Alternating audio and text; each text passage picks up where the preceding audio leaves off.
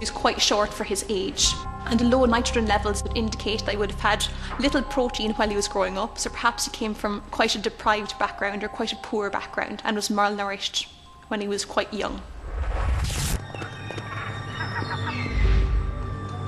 Why is a boy on the Ship of Bones?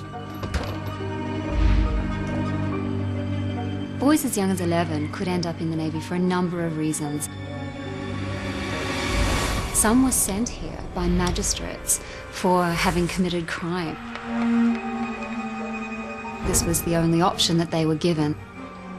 They had to come. Amazingly, the Ship of Bones offered hope to deprived children. It gave them the opportunity to forge a career. They might have been destitute orphans from the street, and this gave them a chance to make something of themselves, and also a good chance at survival.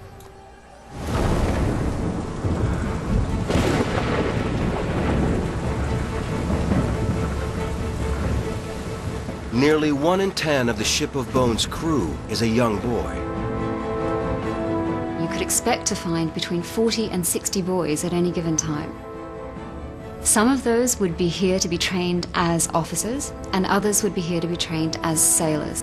And they would work amongst the able seamen and the ordinary seamen and learn their trade, learn the ropes from these men.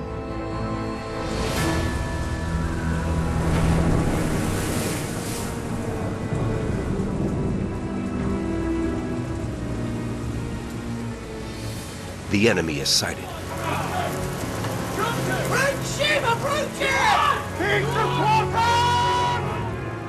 The ship prepares for action.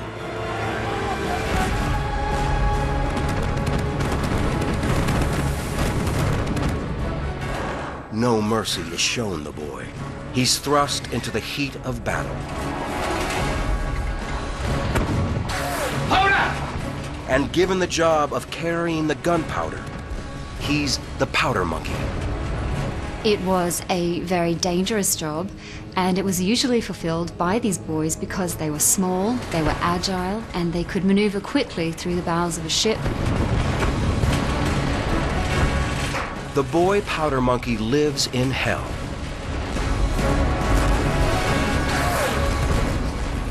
The gun deck during battle is a living nightmare of noise and fury.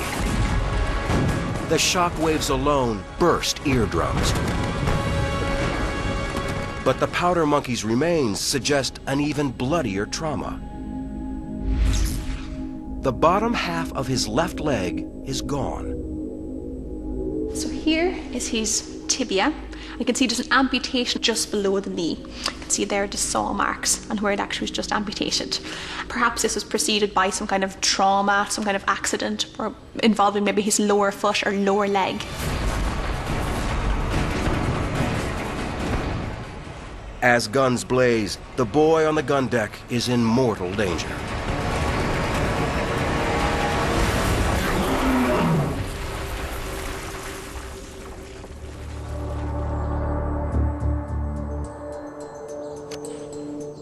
Even small cannon fire can be devastating, revealing the menace that stalks the boy as he runs among the guns.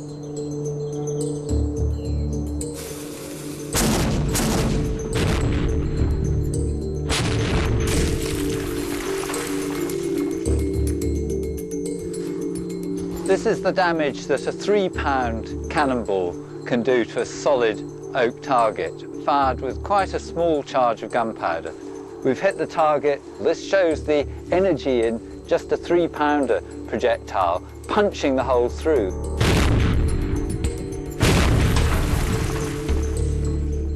Coming around the back of the target, instead of the neat hole, for example, the top hole, we've got a lot of splintering here, jagged splinters. Then here there's similar splintering from another shot.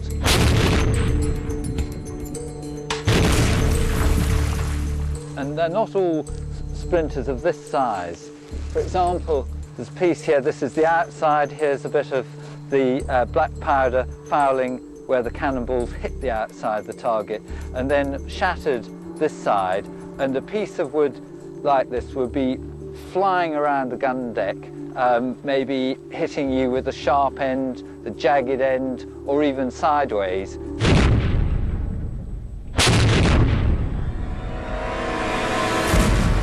The cannonballs striking the boy's gun deck weigh more than 30 pounds,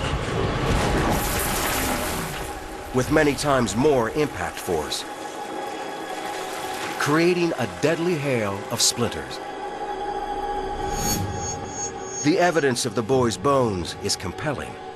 Most of the injuries on board were caused by splinters, which were as a result of a round shot punching its way through the ship's side.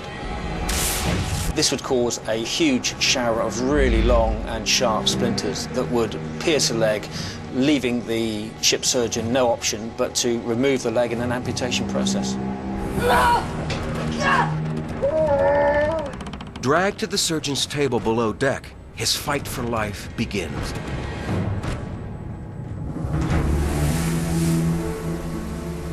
Above the wounded boy, a crewmate faces his own trauma as the battle intensifies. When we excavated this individual, we noticed he had quite a number of severe fractures in his body, and this totaled 9 fractures. The fractures are found in his hands, his arm, up to his skull, and also in his femur. Multiple injuries from thigh to head. The man's physique might be a clue to the mystery behind his broken body. Well, this individual was quite short. He was probably only about 5'5" or 5'6" in height. And from looking at his bones also, we can see the areas of muscle attachment. This may have been quite a wiry, quite a small person. He may have worked possibly in the rigging or climbing a lot on board the ship.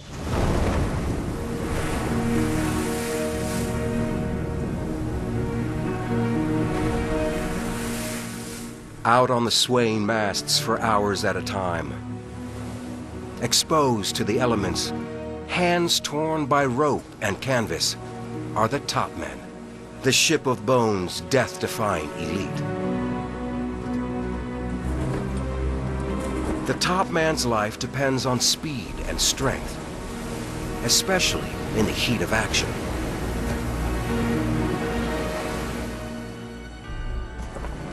Despite the extreme conditions, a top man does not wear a harness.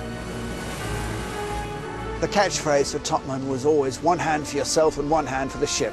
One hand to work and one hand to hang on. But actually, a lot of the time, you need both hands to work, and you've just got to make the best of hanging on without your hands.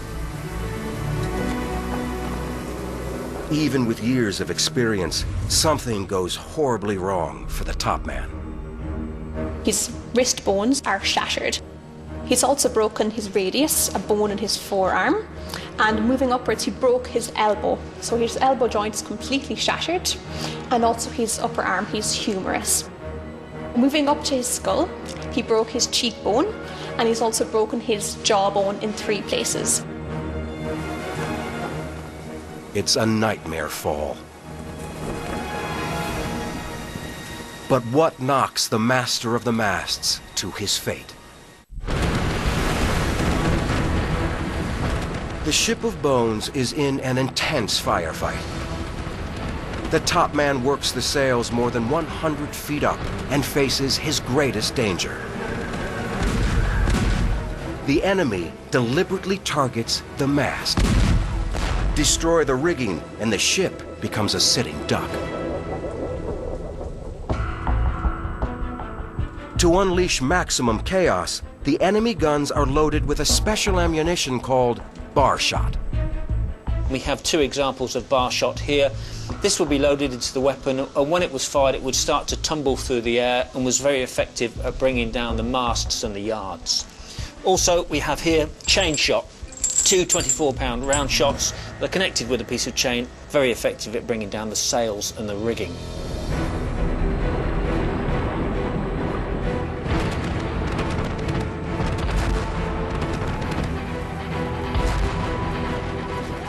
A direct hit might explain the top man's fate.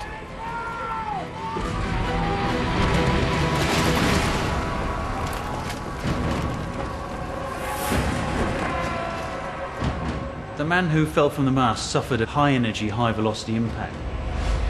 It would have been the equivalent of jumping, say, from a second or third floor building. Or indeed, coming off a motorbike and hitting a wall at about 50 miles an hour.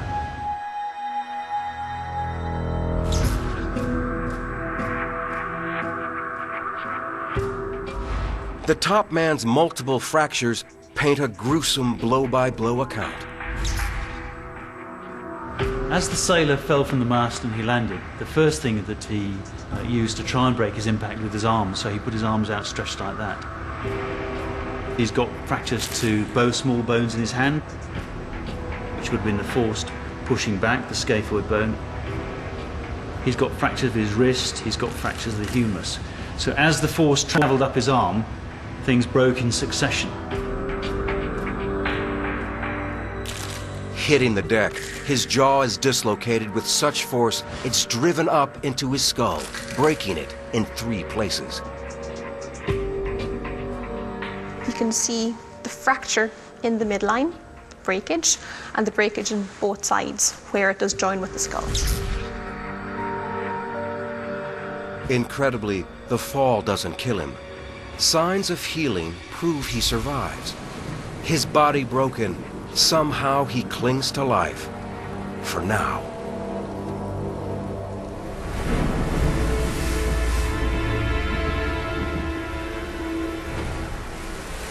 Such devastating injuries incurred in battle create a constant demand for new crew. The fate of this man reveals the callous tactics of the Ship of Bones recruiters. Chemical analysis on each skeleton can determine the men's place of birth. This body intrigues the experts. This skeleton turned out to be particularly interesting because he shows a diet which included plants such as maize or sugarcane from hotter countries, which is consistent with people from the east coast of America. Why is an American on the Ship of Bones?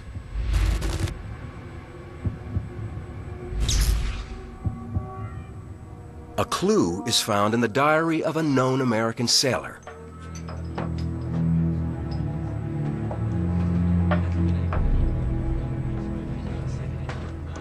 In 1810, 17-year-old Joseph Bates from Massachusetts is in the English port of Liverpool and in for a shock.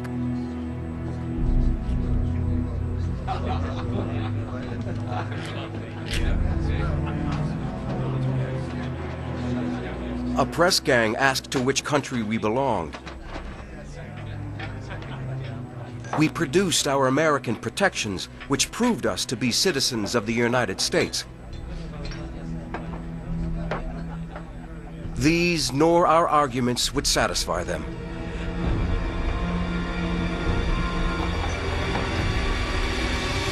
They seized and dragged us to the rendezvous.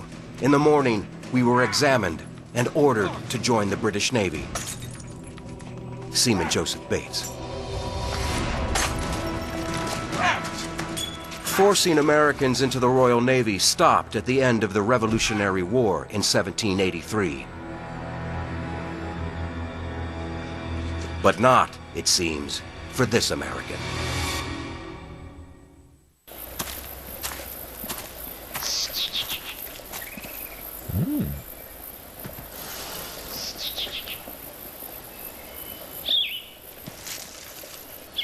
Animals can't catch poachers. The American's bones might explain why he's a desirable asset. When we examined the skeleton, we noticed that he was a very robust individual. He had well-developed muscles, particularly of his upper body.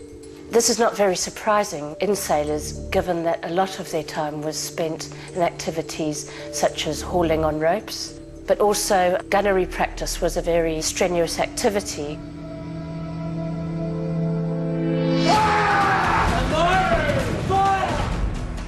Well-trained gunnery is the Ship of Bones' deadliest weapon. You've got to practice, you've got to endlessly practice, so that even the least skilled people in the ship's company know what they've got to do, know it backwards, so they'll be able to do it in darkness, in terror, under fire, without needing to think about it. The American is press-ganged into the power struggle between Britain and France for control of the world's oceans.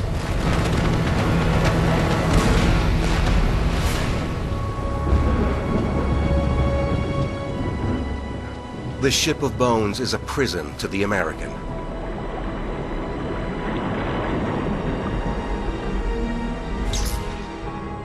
For one of his crewmates, the same ship may be a path to freedom. He is of average height for the time, 5 feet 5 inches tall.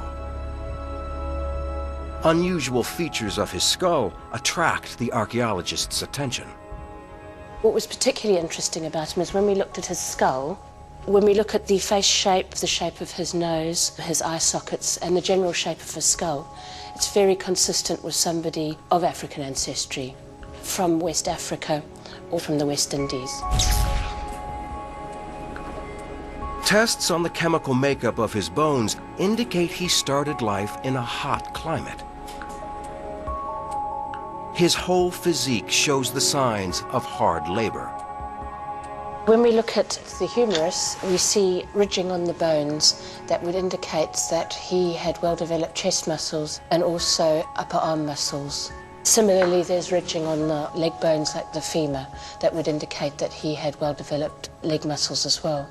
So the general impression is one of a not very tall individual, but a stocky, well-muscled one.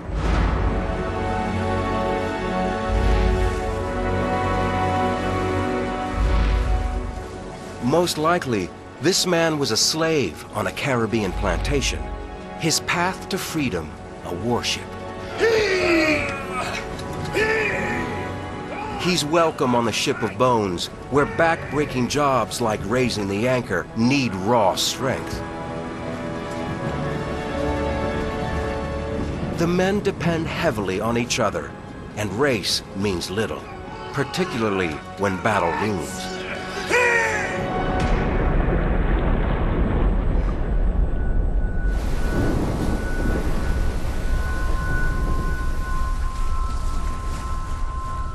On the Ship of Bones gun deck, the press-ganged American is about to turn his training into practice. The favoured British fighting tactic was to hold your fire until the last possible moment, to get very close to the enemy, and then to open a devastating volume of fire as fast as possible, to smash the enemy and knock him out very quickly.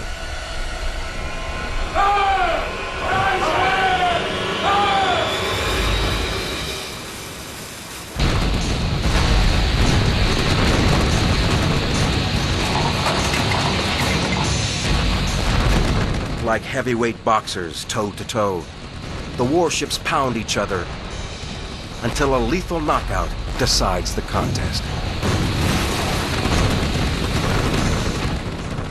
It seems the American escapes unharmed. Then the archaeologists take a closer look.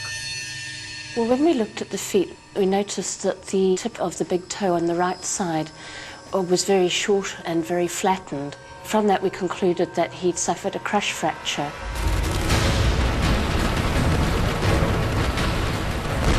A 3-ton gun fires with a fearsome kickback.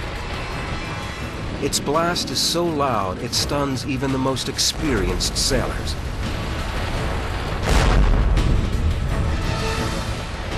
Many go barefoot despite the risks.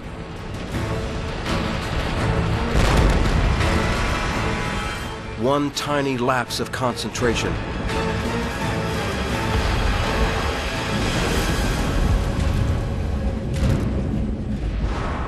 and the American gunner is down.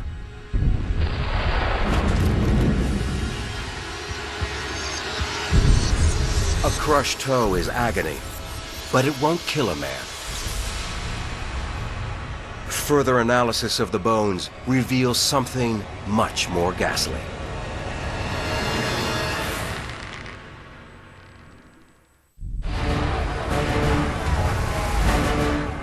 The American gunner loses a toe in battle, but that doesn't kill him. Archaeologists uncover a clue to his demise hidden in plain sight. When we looked at the skeleton more closely, we noticed that there was a very fine layer of new bone that had been deposited over many of the bones of the body. It can be attributed to a number of causes, but given the historical background, it's highly likely that this individual had suffered from scurvy.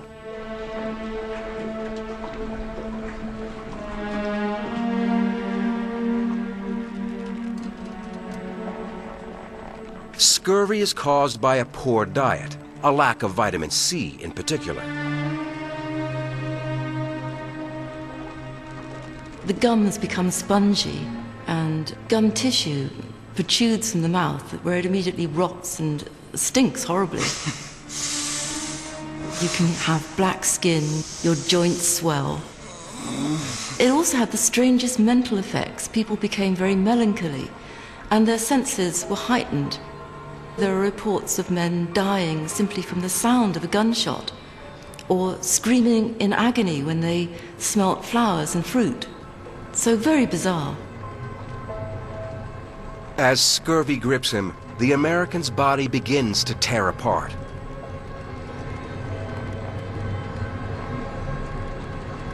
Fresh wounds stop healing, and old scars reopen and bleed out. The curse of scurvy is one day eradicated from the Navy with a daily dose of lemon juice. But that breakthrough comes too late to save the American.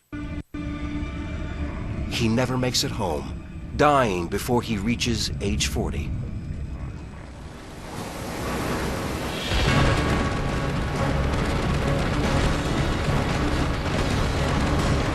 As battle rages all around, the ship's surgeon fights to save the boy Powder Monkey's life. His leg ripped by shrapnel.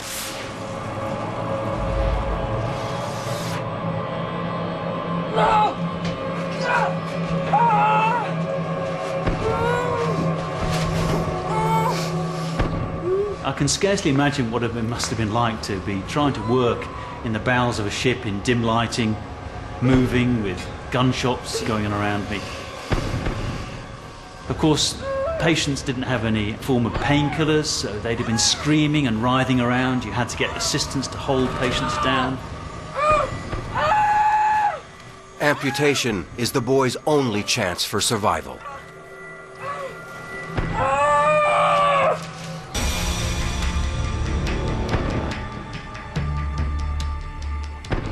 We held him while the surgeon cut his leg off above the knee. The task was most painful to behold. The surgeon using his knife and saw on human flesh and bones, as freely as the butcher at the shambles does on the carcass of the beast. Ordinary seaman Samuel Leach. Until the late 18th century, it was a badge of honour for a surgeon to carry blood and muck around on his clothing. In fact, the more blood you had, the bigger and better surgeon you were. They didn't care if they transferred pus, gangrene bacteria, contents of bowel, abscesses, anything. They didn't know what caused infections, and unfortunately in those days, ignorance was not bliss. Somehow the boy survives his amputation, but his fight for life isn't over.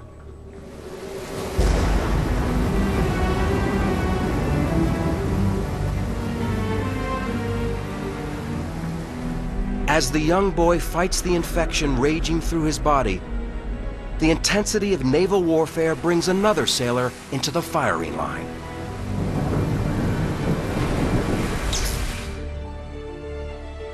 Wounds on this skeleton point to a man set apart from the rest of the crew.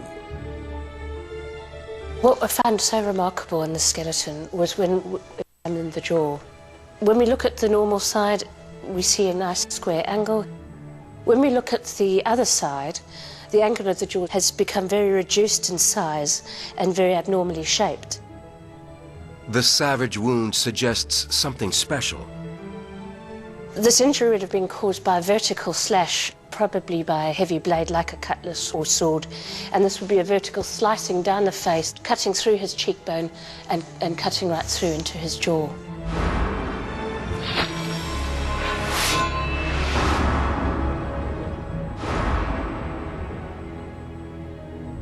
The blade cut injury points to close quarter fighting.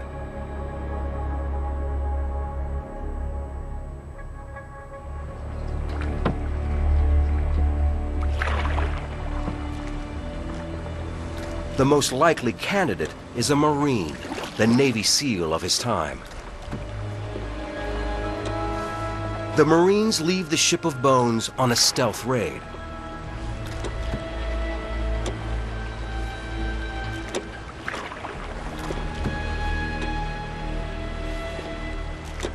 The objective, to sabotage the enemy and put them out of action before they join the battle.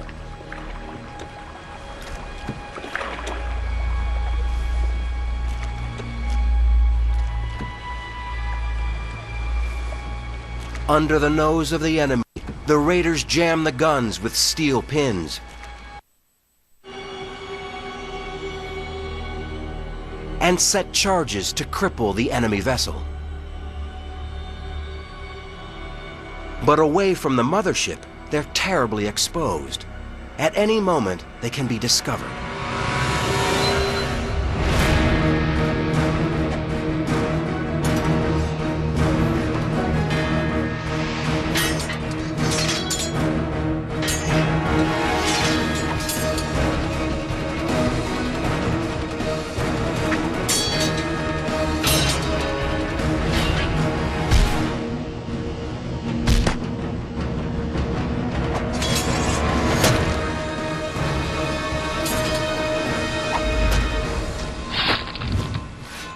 From the angle and severity of the cut mark, the sword blow is pieced together.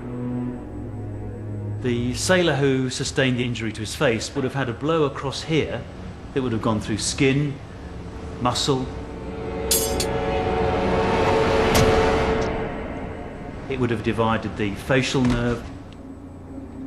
When the facial nerve is cut, that this side of the face droops, patients dribble, they can't talk properly. And it's a very disfiguring injury indeed. The blade cleaves off the lower section of the Marine's jaw. His life hangs in the balance.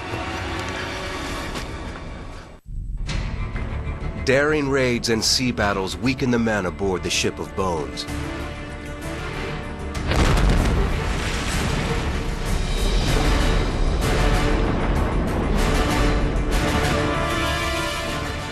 When the vessel returns to port, new dangers confront the weary crew.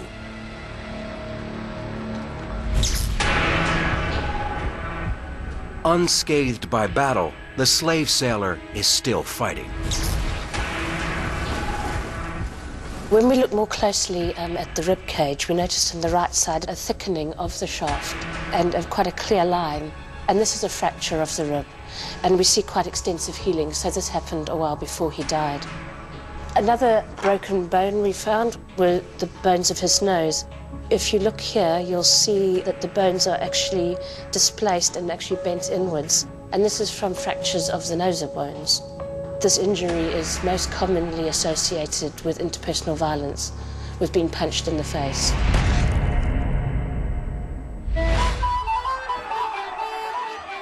Drawings from the time vividly illustrate the role of bare-knuckle fighting on a warship. This is published by Thomas Tegg in the early 19th century. It's a very highly coloured image of life on the lower deck.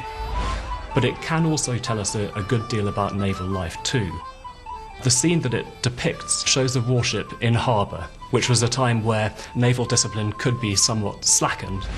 I think what we can see is this was a very closely knit community, and also one physically confined within a very tight space. There are a great many activities that we can see here, from drinking and carousing through to fighting.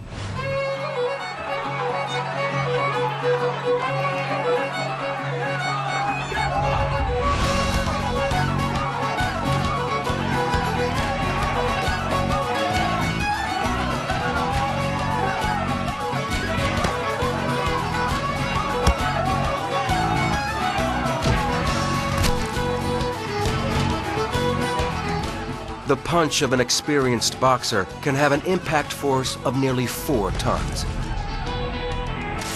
A direct hit instantly shatters the nose.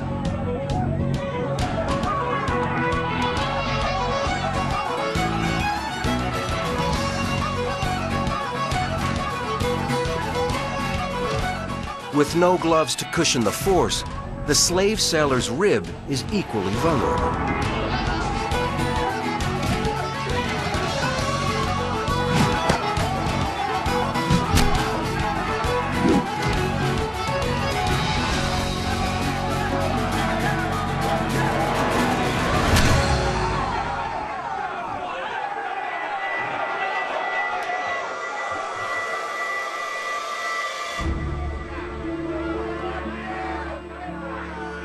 On the lower decks, another man is letting off steam, but risking his life to hidden and lethal dangers. On initial inspection, there wasn't anything too extraordinary about the skeleton. He wasn't very tall and he wasn't very well built. However, when we look at his lower legs, we found these lesions and they're really remarkable and very unusual. This is the lower leg bone, or shin bone, the tibia, and all along the length of this bone are these cave-like erosions or little lesions.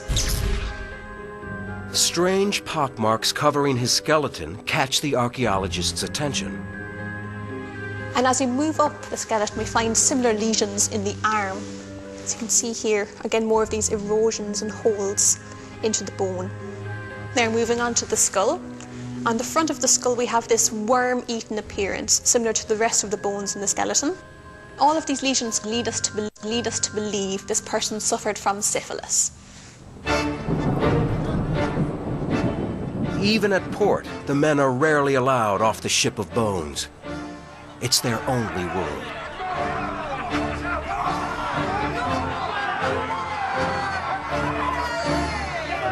Such confinement brings risks. If you let them go ashore, they'll head straight for the pubs and the brothels. If you don't let them go ashore because you're afraid they'll desert, the best thing is not to inquire too closely as to what kind of visitors are coming on board the ship. In other words, if you don't let the sailors go to the drink and the women, then at least you'll allow the drink and the women to come to the sailors, and you definitely don't go snooping around in the dark corners of the lower deck, because whatever's going on, it's not going to be the vicarage tea party.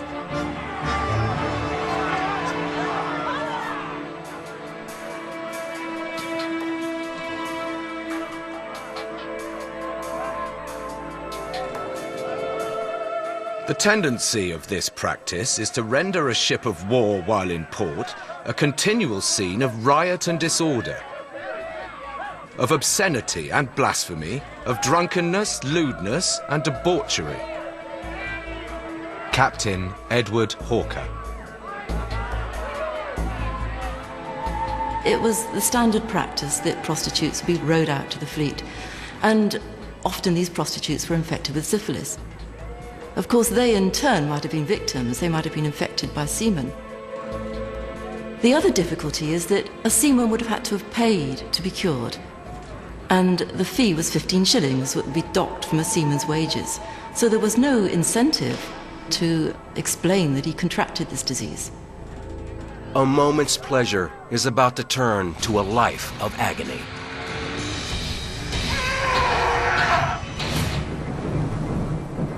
And for his crewmates, the top man and the boy Powder Monkey, the fight for their lives heats up.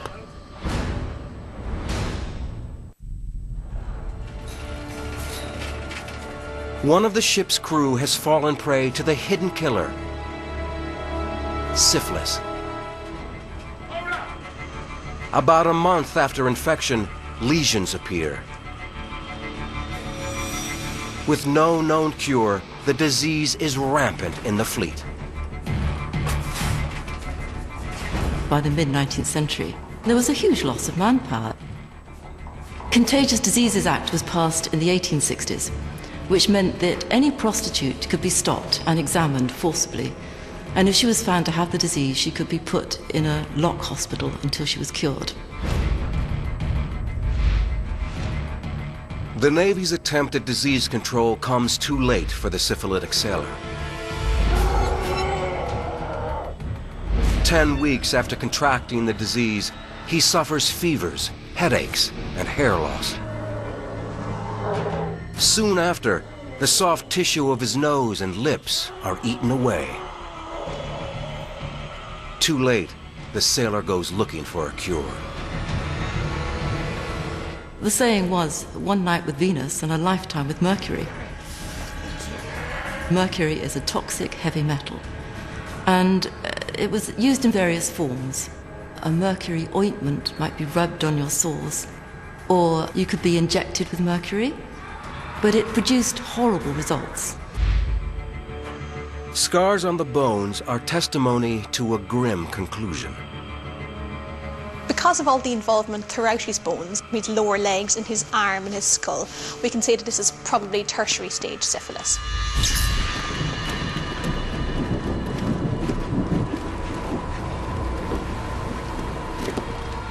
Tertiary syphilis is a harrowing disease.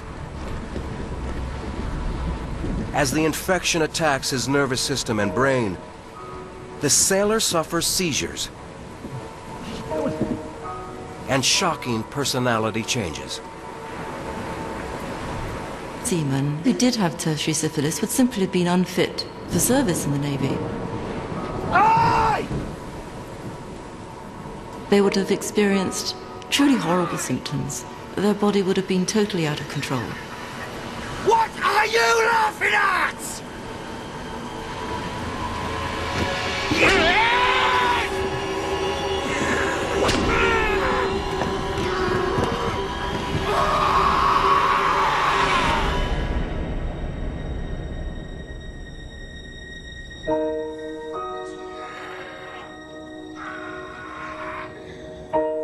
Mad with syphilis, the sailor ends up in the asylum wing of a naval hospital. Locked in cold, dark cells, beaten, doused with water, denied hot food. Often forcibly restrained, treatment is as bad as the disorder.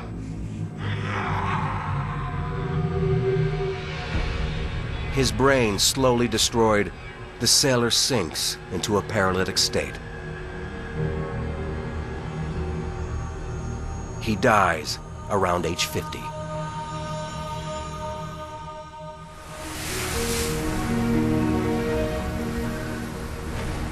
Death stalks the ship of bones.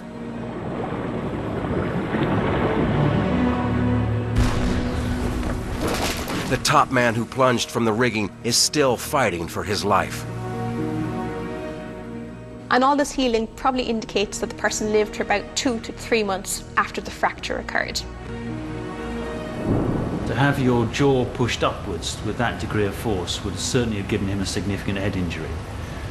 If he was unlucky, he'd have been conscious through much of what followed. But I suspect that he probably had a bleed inside his head and was probably comatose for a lot of what went on. After weeks of excruciating agony, death finally spares him from more suffering.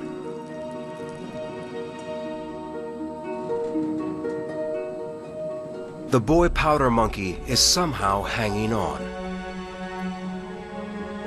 After the amputation of his lower leg, his bone begins to heal. Around the stump of his leg, there's evidence of healing and evidence of infection. So it's possible he lived for maybe a month after the amputation occurred. But infection of his wound during surgery seals his fate. The boy powder monkey dies by age 13.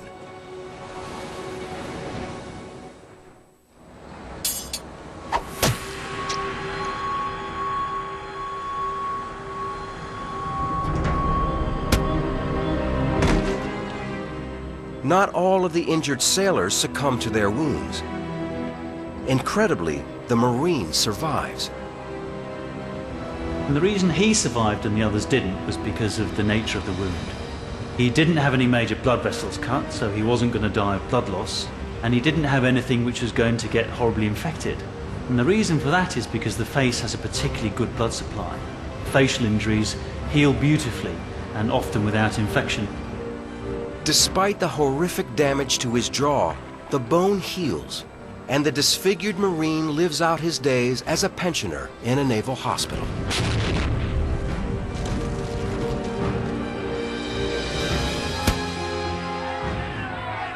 The outcome for the slave sailor is even better. By law, after 1772, any slave who sets foot in England is given his liberty.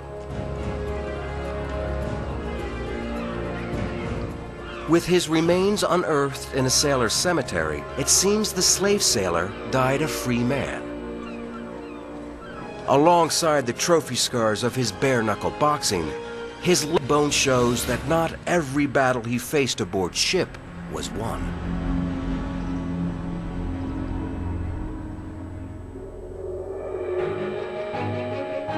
These skeletons from the Ship of Bones are an extraordinary insight into life and death on a warship 2 centuries ago.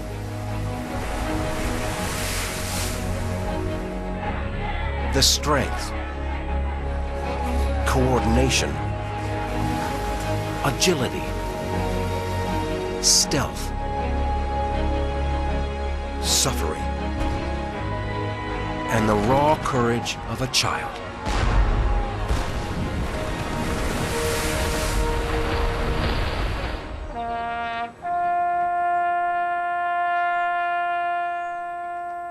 In May 2011, the sailors' remains unearthed in the south of England were buried again with honors. The sacrifices they made in defense of their country no longer forgotten.